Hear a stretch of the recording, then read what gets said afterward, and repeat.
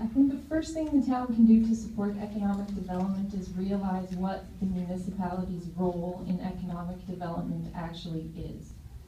We are not property developers. We're not business proprietors. The municipal government's role is to identify barriers to local business success and help to remove them in ways that do not undermine local businesses and that encourage local entrepreneurial efforts. We need to recognize that we do have a vibrant business and professional services sector in our community. It exists right now. We might not see it everywhere, and we have some work to do to actually, really recognize who these businesses are. And we need to focus some energy on supporting that.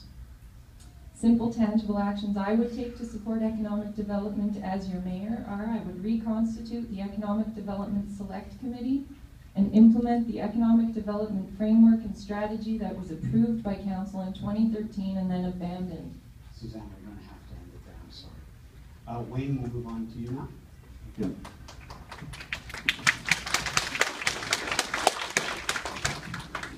The town's role in economic development is largely that of a facilitator.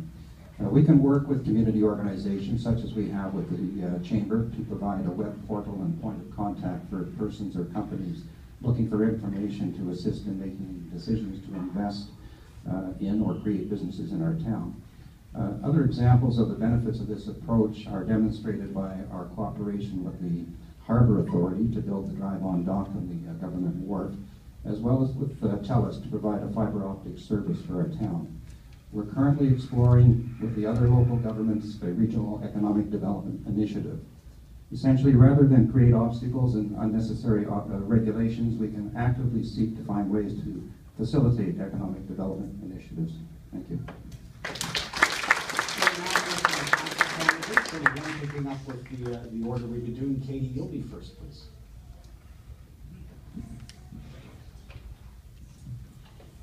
Instead of bending over backwards to entice large employers or importing businesses to compete with existing local business, let's empower businesses that are already here to be successful. Let's give value for business license fees by providing a business-to-business communication tool to help people do business with each other. We have a workable economic development strategy developed by a select committee and then abandoned by the current council. We need a standing committee for economic development to implement the strategy and keep it front and center. Affordable housing supports small business people. Let's stick to the good policies in our OCP and develop our live-work zones. Finally, those ferries. High fares aside, think of the thousands of hours of work time wasted because of impractical schedules and poor on-time performance. Katie, We we'll have must to end it there. keep the pressure on. Very deftly done. Very. Anytime. Okay, thank you, Sean. Unfortunately, local governments are at the mercy of global forces, national policies, and provincial conditions. To counter this, Gibsons must not just entice but actively pursue and retain appropriate scale and mix of business. For example, the efforts the town initiated during my tenure to annually reduce the business tax rate must continue. Small business, the backbone of our economy, needs to be both affordable and welcome. Due to the small population of the Sunshine Coast, we have little choice but to create a critical mass by collaborating with all of the local jurisdictions and cooperate to pursue opportunities together. The traditional workplace continues to dramatically evolve. Sector incubation is what progressive communities pursue. Thousands of communities are linked around the world through the power and the potential of the internet, but they're also our competitors. Only by continuing to be unique and special waterfront town that Gibsons is, will we be able to distinguish ourselves and attract the brightest and most innovative. Barry, that is time. Thank you very much. Leanne?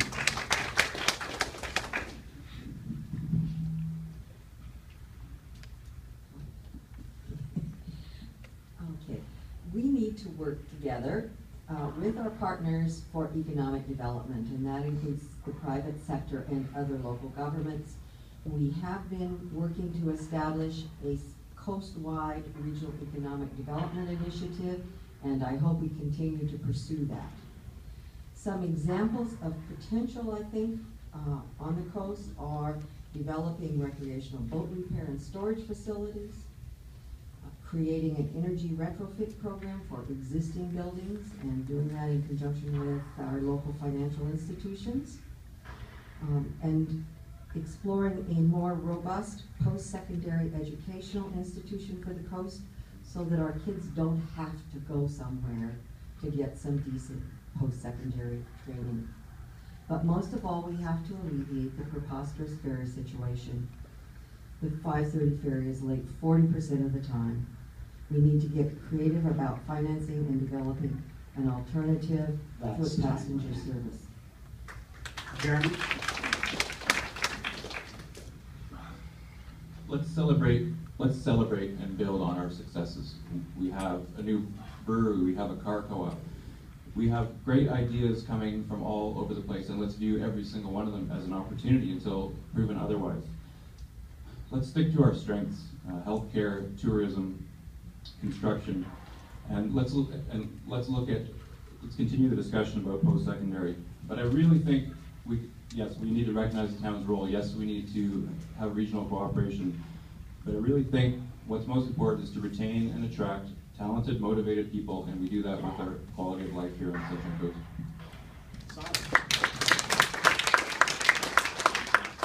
I actually served on the Economic Development Select Committee, but I believe that economic development is too important to dump off on another committee or produce another report to gather dust on a shelf. Through the lens of attracting and retaining young people on the Sunshine Coast, I've been working on promoting economic development with Voice on the Coast for several years. We have an opportunity to put forward a new generation of forward-thinking leadership to make regional, coast-wide economic development work. All Sunshine Coast communities should pool and promote our assets together, whether attracting tourism, investment, new business, or especially post-secondary expansion. We need to promote innovation and creativity.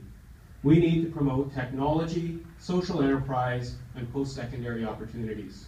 The best way to do this is by engaging everyone in presenting our community as an exciting place to live and to work.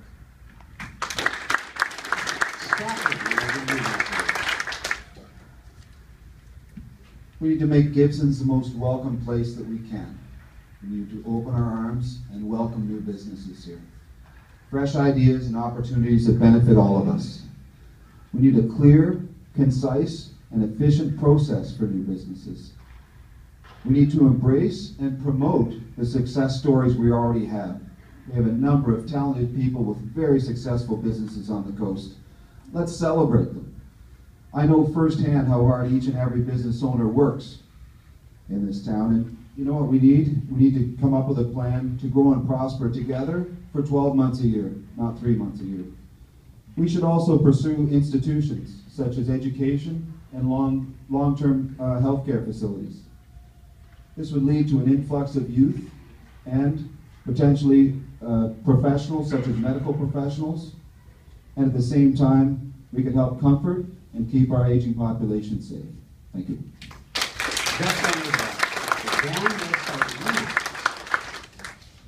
Thank you very much, John. Well, I support the short-term efforts that are being made to support economic development by the Chamber of Commerce here. And that would be the nuts and bolts of everyday supplying information and to business interests that might want to come here and doing everything possible to support the town. I support Sunshine Coast Tourism because their vision is to float the whole economy of the whole region, and they're enormously successful in doing that, despite the ferries. I think an important thing to realize is that the quality of life in Gibsons is what attracts a large number of people to come here.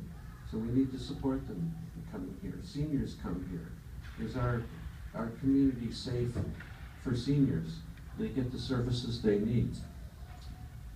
They're driving a lot of development here. I think that's great. By and large, we need to protect the assets that we have to keep the town livable. Thank you, John. Charlene, you'll wrap this up for us. Economic development isn't something we do, it's who we are every day in our habits. When we shop to meet our family's needs, we need to think about shopping local first. We need to support each other. For every dollar spent in this community, more than double that is reinvested into our community. When we think about our food, we need to think about those who are growing it, working hard every day, and support collaborative initiatives that are taking place right under our nose, because this is just beginning. But most importantly, it's through our thoughts and our attitude. We must consistently and genuinely welcome with open arms every single opportunity that comes Gibson's way. If we don't keep an open-minded approach to opportunities, open-minded, anything less than that is a disservice to our residents and unfair treatment to those who come and approach us.